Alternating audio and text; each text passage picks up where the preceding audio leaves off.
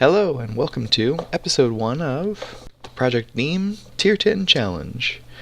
I'm your host, Deem, and today we'll be doing a challenge that I wrote. You can find it out on the FTB Feed the Beast forums, and I'll include a link to the challenge in the description of this video. First off, I guess I should do sort of a description of the rules. So, we're going to go ahead and go to our a creative test world briefly, so that you guys can see the sort of overview of the rules of this challenge. We'll be right back. And we are back, guys, here to explain the rules of the Tier 10 Challenge. This challenge is broken into 10 tiers, that's why it's called Tier 10. And in each tier, certain items are locked or unlocked. Now, by default, at the beginning of the game, in Tier 1, everything is locked. Wood planks, stone, iron, redstone, gold, diamonds, obsidian, glowstone, and endstone. And as you progress through the tiers, once you get to Tier 2, wood planks become unlocked. And in Tier 3, stone becomes unlocked, then iron, redstone, etc. So you gotta advance if you want to get to the better, more expensive building materials. Now, how do you advance? You have to collect points. Each tier has a goal. Now, it depends on which difficulty setting you want to play the challenge on. If you want to play on easy mode, then it's only 5 points, whereas if you want to go for the hardest mode, it's going to be 25 points to advance past Tier 1.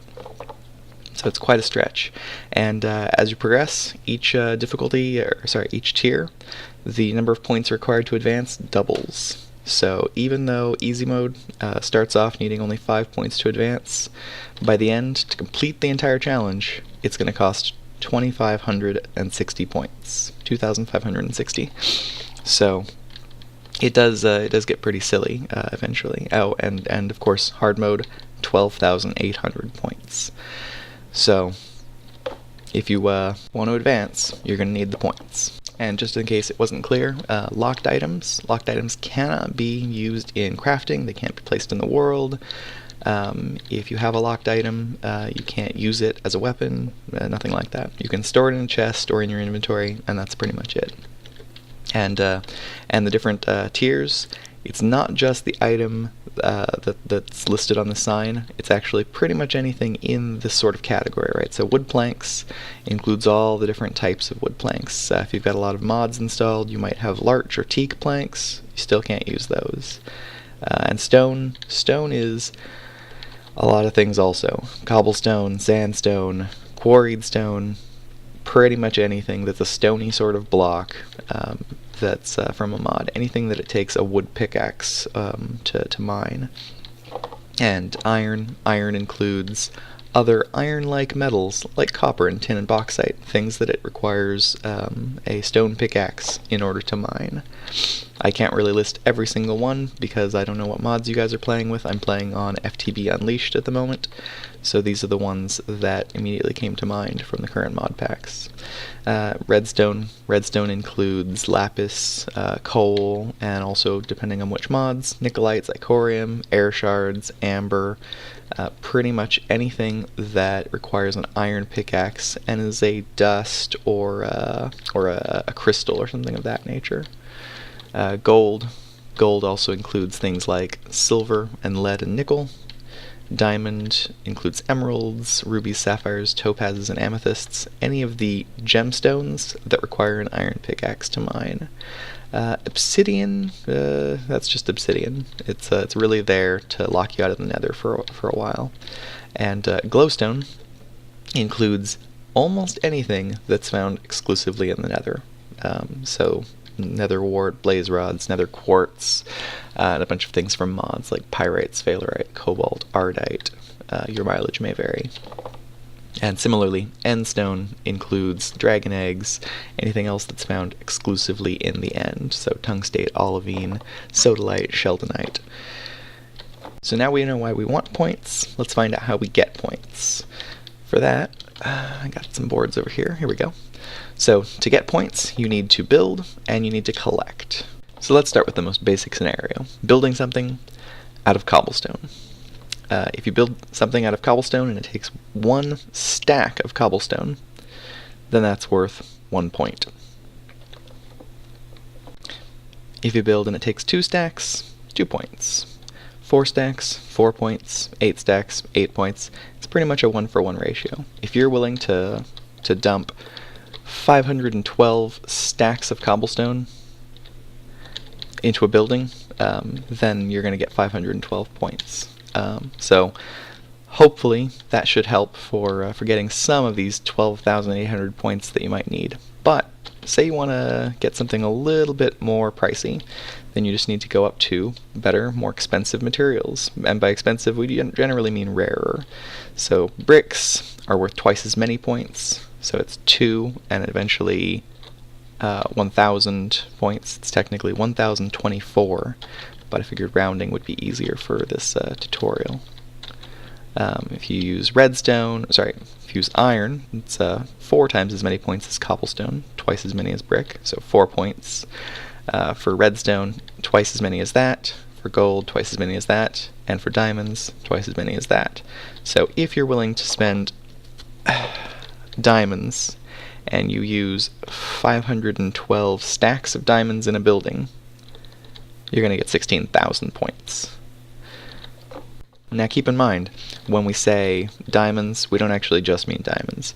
Diamonds includes emeralds, rubies, sapphires, topazes, amethysts, pretty much the same as over there. It's anything that requires an iron pickaxe to mine, and is a gemstone, and yeah. And gold similarly includes silver, lead, and nickel. Redstone includes these things listed here. Iron, same stuff as before.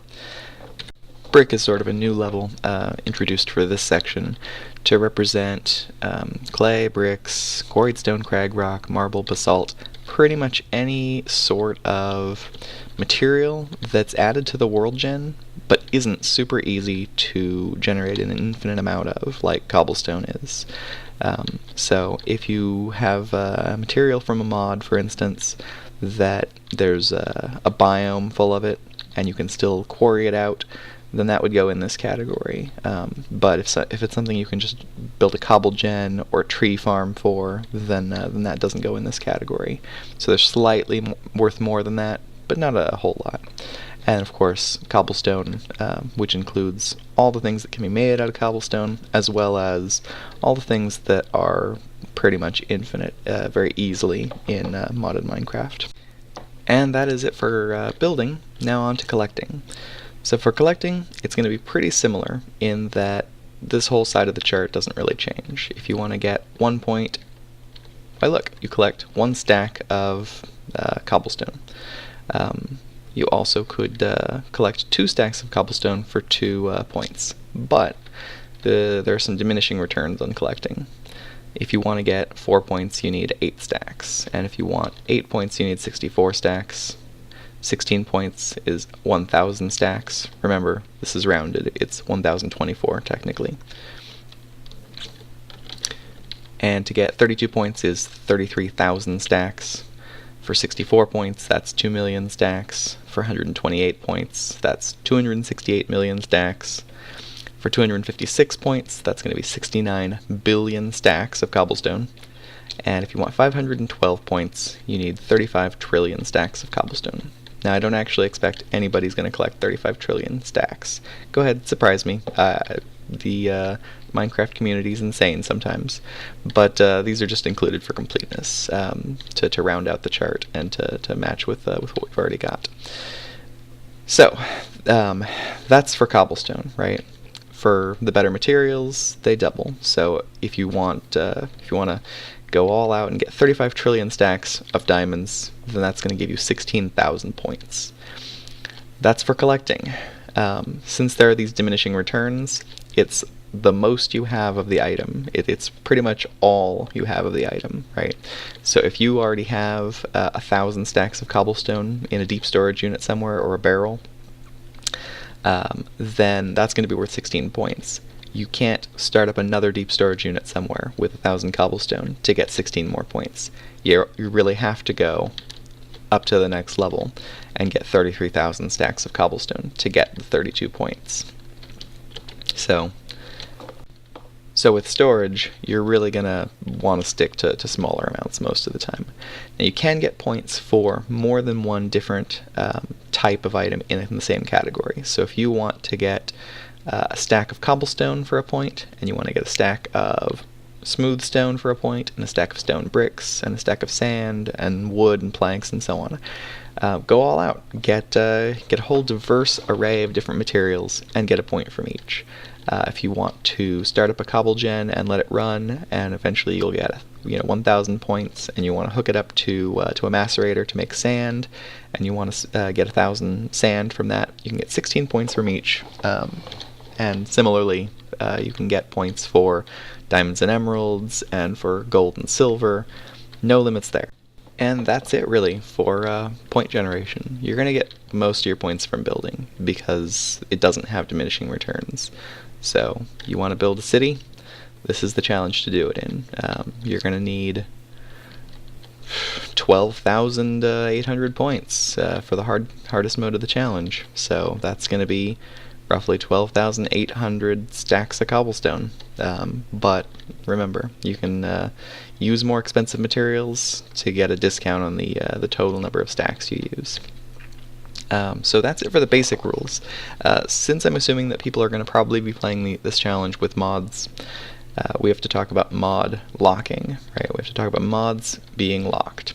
Most mods have different levels of whatever it is they do, right? So Industrial Craft has 3 different levels of power storage. Since there are different levels, they're all locked at the beginning of the challenge. At level 0, or at tier 1, all 3 are locked.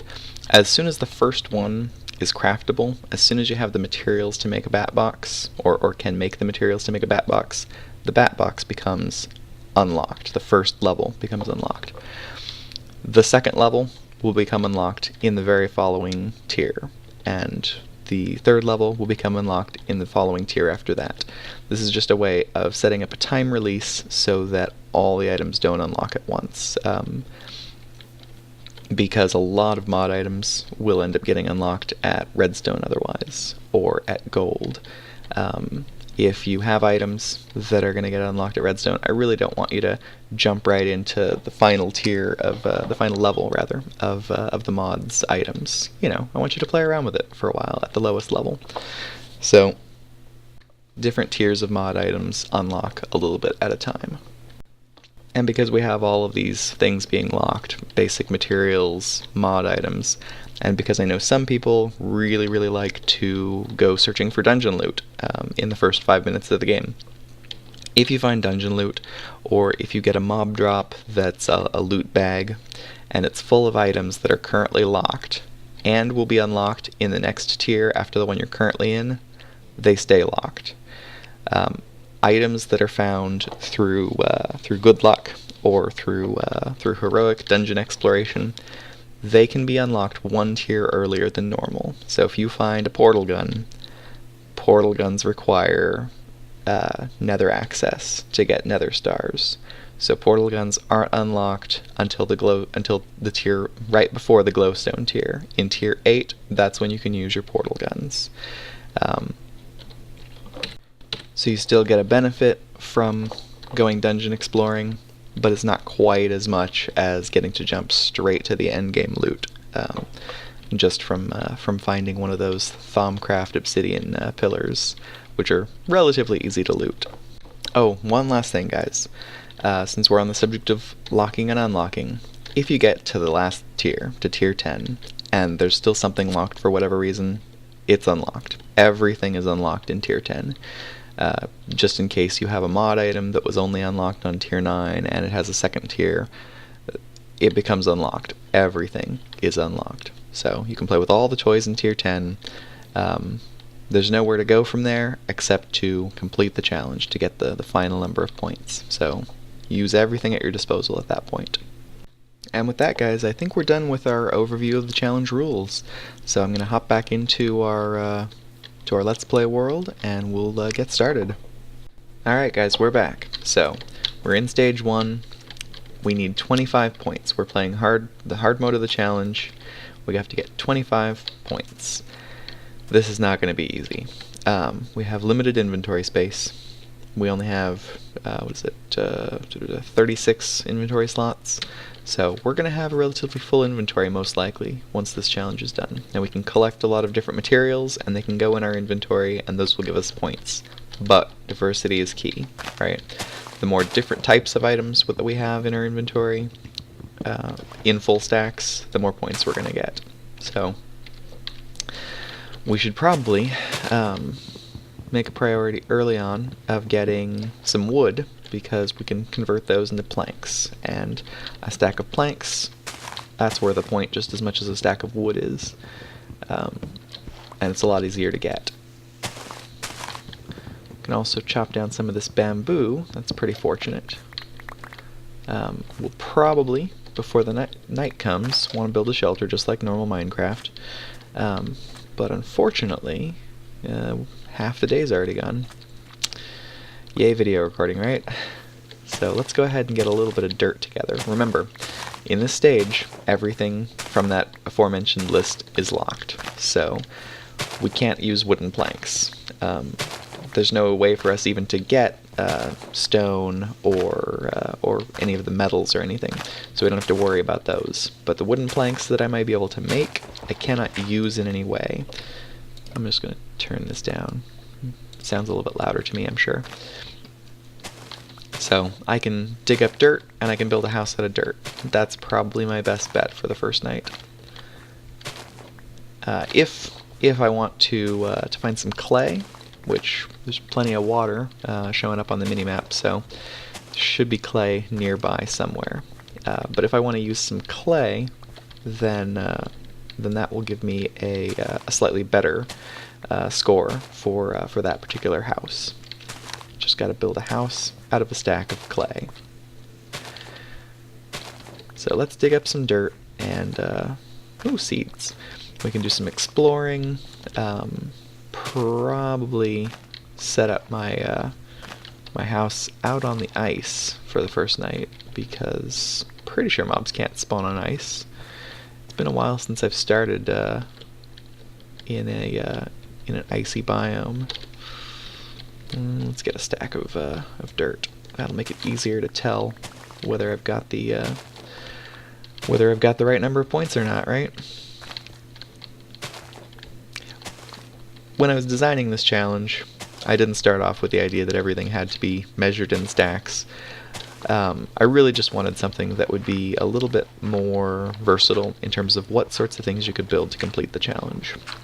This challenge is originally patterned after the Refugee to Regent challenge by Maul Jr. On the Feed the Beast forums. I really liked this challenge, but there's always a but, isn't there? But there was one thing that kind of bugged me a little bit, which was that by the challenge rules, you couldn't just build whatever you wanted and have that count towards completing a particular stage. You had to build the specific things that he listed. So he would say, build a watchtower, or build 2 watchtowers. And that's fine, but if I didn't feel like building a watchtower, if I wanted to build a spaceship instead, then I didn't really have the freedom to do that. Now he to his credit, he did specify in the challenge that the rule of cool applies, so if you'd rather do whatever, then that still counts. But it felt like a weird way of writing the challenge then, for the challenge to have requirements, and for the challenge to say, don't do any of the requirements if you don't want to. So I just figured I'd write it directly into the challenge, at which point I had to find some metric for determining when you've completed something, right? Because build something isn't a very good way of determining whether somebody is keeping to the spirit of the challenge or not. So build something that uses a stack of blocks, on the other hand, is pretty easy to measure. Now, if you don't want to keep track as you're playing of exactly how many blocks you're using to build something, that really is fine. If you can estimate when you've used a certain amount of blocks, then that'll work too. For instance, a stack of blocks will build it'll build a 2x2 shelter, 2x2 on the inside. If you build a little tiny 2x2 shelter, excuse me, and include a floor, then that is almost one full stack of blocks. I don't want to get too far away, do I? Alright, so...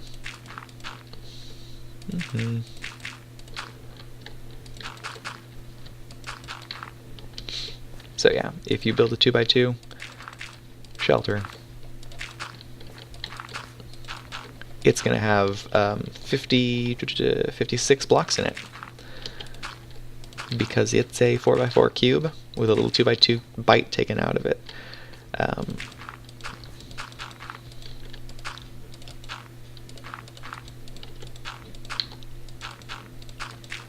So here's my starting shelter. It's pretty depressing. Didn't quite use up the full stack. I'm sure that I will use some more materials at some point to make up for it. Don't worry. This first stage, it's going to be a little bit difficult to feed ourselves, because we don't have tools, we don't have weapons, we can't do any farming because we don't have a hoe, so we're going to have to rely on the kindness of apples dropping. We're going to have to punch some cows probably, we're going to have to eat their meat raw. It's not going to be pretty. So let's go ahead and, there we go. There's another stack. I'm going to go ahead and expand that a little bit, because a 2x2 is kind of depressing, and it's not worth very many points either.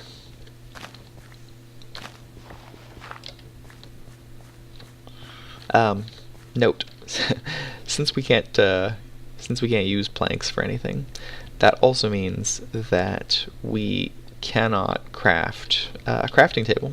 We can't craft anything that requires a 3x3 grid because we can't craft a crafting table. We can't craft sticks because we can't use planks, which means we also can't craft torches.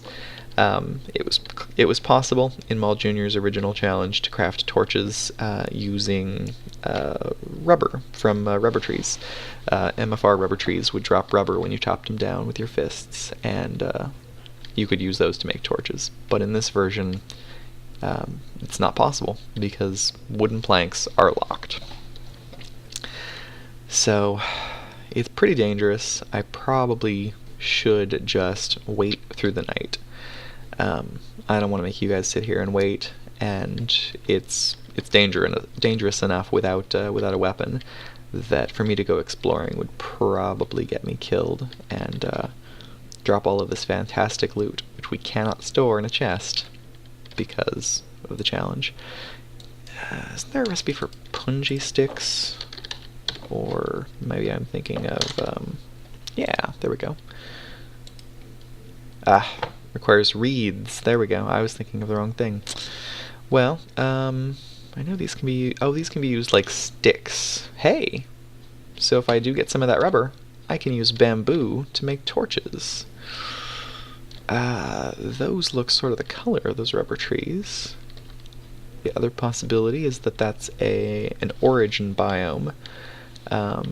My son loves the origin biome because he's got a real love for alpha, which he's seen on YouTube a lot. Yeah, that's too many to be rubber trees. That must be an origin biome over there. Well, neat. My house is probably spawning a bunch of monsters inside right now. I shouldn't stray very far from it because of that. It's really dangerous to not have torches. But yeah, the ice still seems clear, so I was right about that. The ice is not spawning mobs. Is there any way to get rubber tonight without getting killed? Maybe not. I could probably get this far away and chop down this tree while I'm waiting for night, right? Or for morning. And I gotta chop stuff down anyway, right? Might as well do it while we're waiting. So, this episode's probably getting near a wrapping up point. I'm going to try to keep these under 30 minutes because I know that's sort of the standard on YouTube, and I don't want don't want to lose any people who can only sit through a 30-minute video, so we'll go ahead and wrap up here. I'll go ahead and spend the night chopping down trees, trying not to get killed, and we'll be back next episode. Hope you enjoyed it. Feel free to leave a comment, link it, subscribe it, whatever it is you guys do, and we'll see you all next time. Bye.